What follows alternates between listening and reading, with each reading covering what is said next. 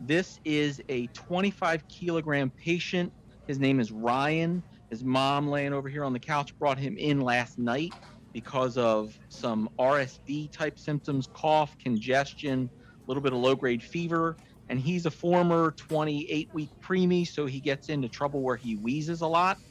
And he's definitely been wheezing, so we have him on continuous albuterol, and we can start from there. His heart rate is 240. Don't think it's that. Yeah, can we get an EKG? So yeah, I can call the tech to come and get an EKG, but remember we're in the PICU, so that's your displayed monitor. That's real and in real time. Pressures are dropping. Certainly we can see that bigger.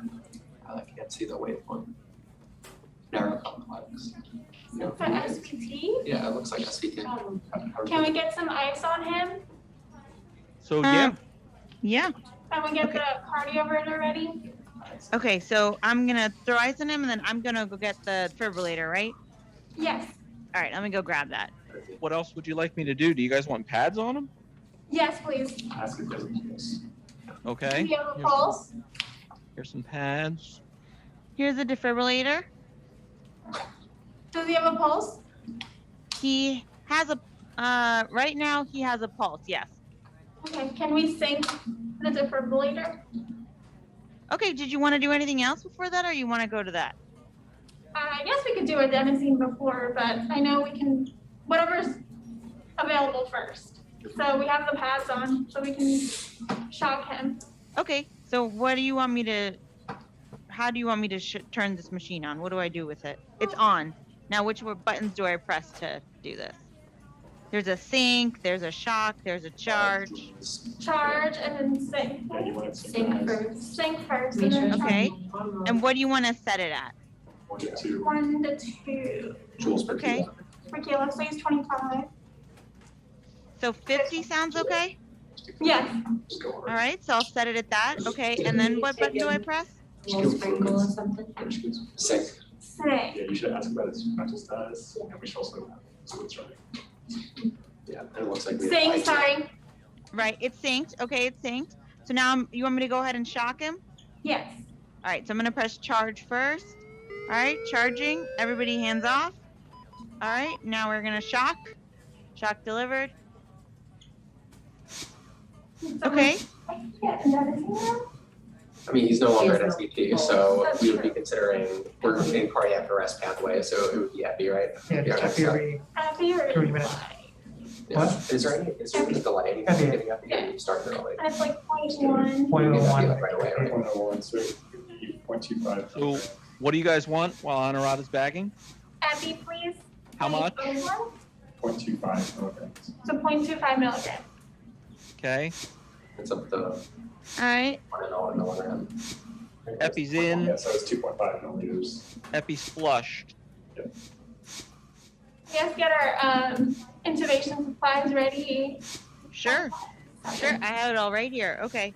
All right. Do you want me to go ahead and intubate this kid? Oh, yeah. Okay. Do you guys want to take Anurada through the steps? She's a little new at this. She's a first-year fellow. What size tube do you have? What size? There's like a bunch here. I don't know. What size tube should I have? He's a 7-year-old. He's like, so let's do a cuffed 5.5. Okay. Then we can Okay. continue bagging through that. Okay. But we can call respiratory and also, How do you guys know if the tube's in? Yeah, and Oh, is there an antidote? Listen for breath sounds, look for it. Oh, I have this little thing, this little Okay. cap thing. You want me to put that Okay. on? yes, please. What color does it turn? All right. Let me. It's Hold on. Let time me for a just. pulse check. It's time for a pulse check. Okay, Okay. I'll pause CPR. No pulses. Resume compressions, please. Okay. Do you guys want any more meds? In 25 seconds. Give another. What can do do you want X. next? Get the epi ready. Is it the same? You want more epi? 0.25 milligrams, milligrams. So 2.5. The No. cap thing turned yellow. Is that good or bad? That's good. Good. Okay. Can we listen for breath sounds? Okay. Let me see if So I do can you grab. guys want this epi in or no? Now we do, yes. All right, We can- epi's yep. given. Let me flush it. And it'll be time If for we a have pulse electrical check. activity, we should check for a pulse. It's time for pulse check. Can you do a pulse check? Okay. Should I tell the CPR person, should they stop or keep going? They can stop. Okay. Give me a pulse. Okay. Okay. I feel a pulse. I think you're supposed to keep going, right, after getting return of Ross, that you keep going until the next pulse check. I thought It you stopped. was. Okay, cool, great, There great. was- It was 4 minutes. there's one- Okay, we can stop doing contractions. Yeah, good, I don't- Yeah. Okay. All right, guys, why don't we pause there? Oh, All right, tell me from the very beginning your thoughts on this scenario. You walked into a 25 kilo, 7-year-old guy who's a preemie, former preemie. He has reactive airways. He's been in all night, and you find him on albuterol. And then what happens? Then his heart rate got, really fast, and I couldn't tell if there were P waves on the monitor. That's why we asked for the. Did you see any P waves?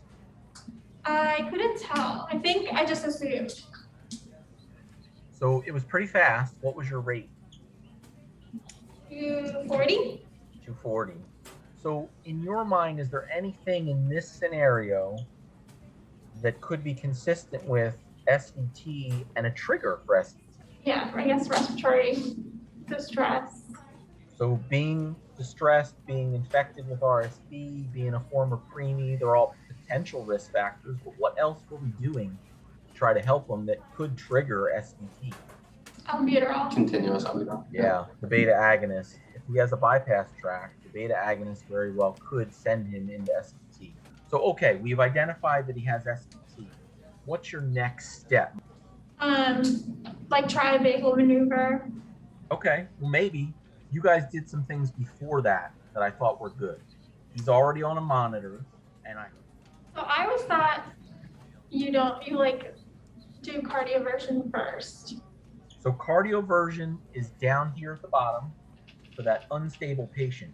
They look gray, they're unconscious, their pulses are thready or absent. Start CPR, support their airway, and cardioversion immediately. Don't mess around with those people.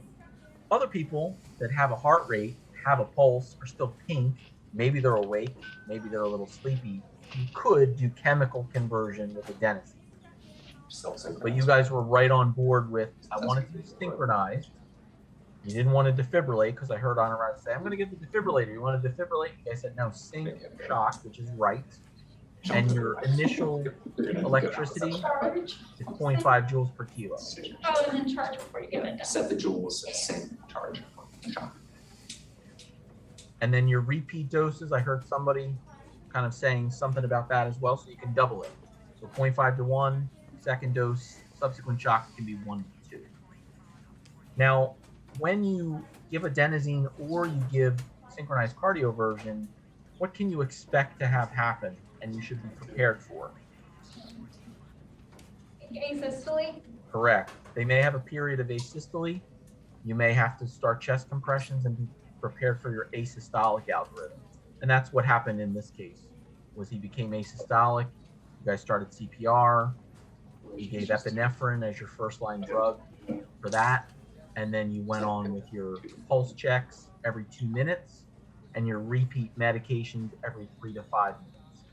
Now, before we wrap this one up, at the end of all this, because it looked like it wasn't going very well, but I converted him back into sinus and gave him a pulse and gave him blood pressure again. What if none of this had worked? What's your next call?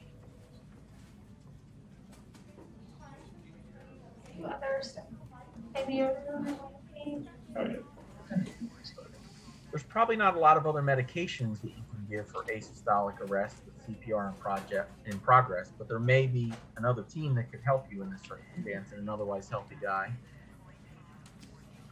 the cardiologist consult expert opinion. So cardiology expert opinion always comes along with rhythm disturbance, absolutely, but they're not going to be that helpful either.